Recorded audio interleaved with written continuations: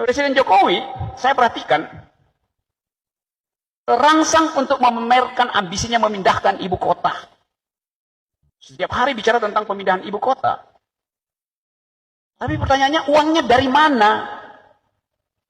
Jadi kita disihir seolah-olah APBN kita itu kayak brankas yang isinya adalah daun yang kalau ditarik, dikeluarin dari brankas berubah jadi uang. Nah itu dungunya di situ.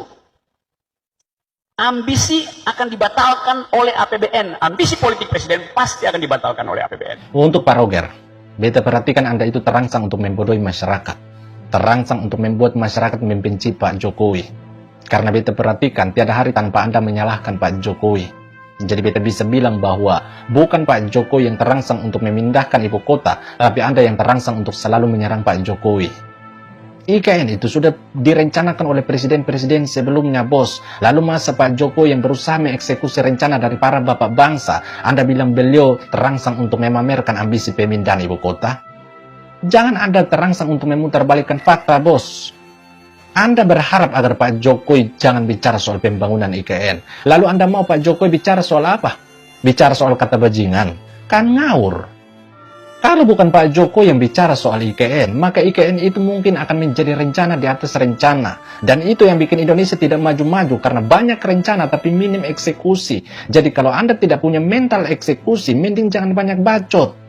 IKN itu juga sudah punya undang-undang. Jadi Pak Jokowi bicara banyak soal IKN itu, bukan asal bicara seperti Anda, tapi beliau bicara sesuai undang-undang. Dan undang-undang itu disahkan oleh 93% anggota legislatif yang katanya mewakili suara rakyat. Dan juga mewakili suara Anda. Dorang yang ada di DPR itu juga sudah setuju soal pembangunan infrastruktur dan anggaran untuk IKN. Lalu kenapa Anda tidak protes pada wakil Anda yang ada di DPR? Kok Anda hanya keluar-keluar pada Pak Jokowi? Apakah Anda tidak terangsang untuk bertanya pada DPR? Lucunya lagi Anda tanya bilang uangnya dari mana. Sebelum beta menjawab, beta mau bilang bahwa kamu nanya. Pembangunan IKN itu anggaran 80% dari KPBU, dari BUMN, dari investasi. Dan sedangkan APBN itu cuma 20%. 20% itu bukan satu kali langsung disedot, tapi itu bertahap karena proyek pembangunan IKN adalah proyek jangka panjang. Jadi tidak ada istilah bahwa akan dibatalkan karena APBN. Lagian pembangunan IKN itu sudah berjalan. Bahkan proyek pembangunan Istana Rakyat sudah hampir selesai. Kok Anda masih membodohi rakyat bahwa akan batal karena APBN? Dan supaya Anda tahu, pembangunan IKN itu tidak menggunakan utang. Jadi Anda dan kalian yang suka membodohi masyarakat bahwa IKN akan menggunakan utang, stop tipu-tipu rakyat. Karena kami sebagai rakyat tidak sebodoh yang kalian pikirkan. Anda bicara seolah-olah Anda yang ada di dalam pemerintahan. Seolah-olah Anda yang buat anggaran soal IKN. Kalau begitu, terus siapa yang sebenarnya pemerintah? Itu sama saja dengan Anda tidak pernah masuk rumahnya Pak Jokowi.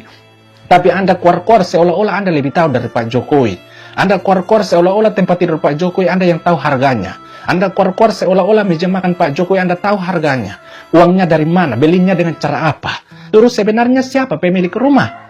Sama halnya dengan IKN. Pak Jokowi itu ada di dalam pemerintahan. Beliau dibantu oleh para menteri, dibantu dan dikontrol oleh para anggota legislatif, dibantu oleh para ahli, dibantu oleh para profesor yang asli profesor, bukan profesor abal-abal. Lalu masa Anda yang bukan di dalam pemerintahan tapi buat diri paling tahu? Justru dorang yang di dalam yang makanya dorang yang paling tahu. Bahkan dorang pun sudah kasih tahu. Kenapa Anda tidak mau tahu? Investor boleh sibuk di IKN. Bahkan kemarin Pak Luhut dan investor dari Arab sibuk di IKN. Kok Anda malah sibuk bikin membodohi masyarakat?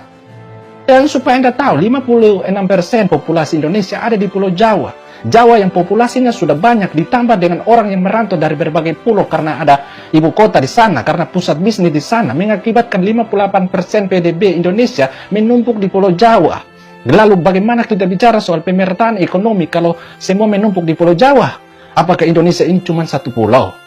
Kalau Indonesia cuma satu pulau atau satu daratan, maka tidak perlu pindah ibu kota. Tapi ini masalahnya Indonesia banyak pulau, negara kepulauan. Lalu kalau semua cuma menumpuk pada satu pulau, terus yang lain dapat apa?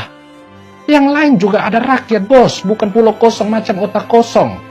Anda pernah bilang bahwa untuk mempersingkat suatu penjelasan yang panjang, maka cukup dengan satu kata, yaitu dungu. Jadi daripada beta jelaskan panjang lebar, terus Anda tidak paham dan terus membodohi masyarakat, maka beta cukup bilang bahwa pemikiran Anda itu dungu.